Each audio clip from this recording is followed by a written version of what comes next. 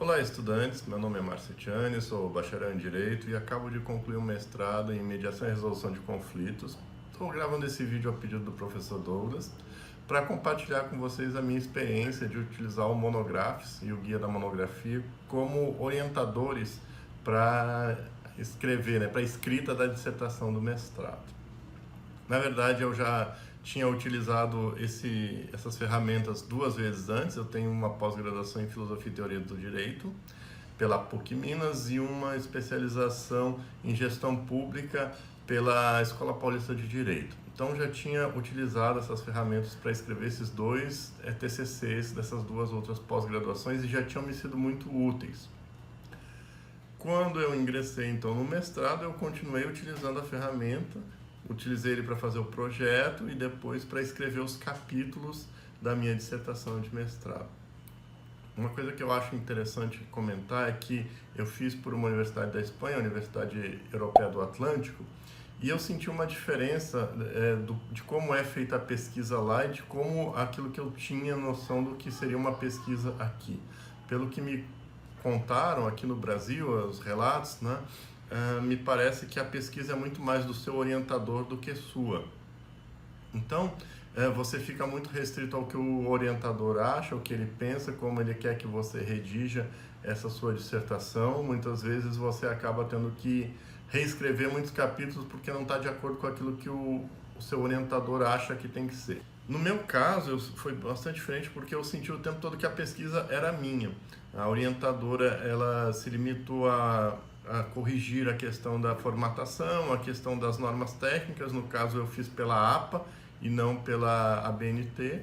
Não é muito diferente, na verdade, é bem parecido, inclusive, mas na questão do Word eu não precisei fazer aquelas configurações porque o Word já traz como nativa a configuração APA. Mas, assim, eu senti que eu fiquei muito independente.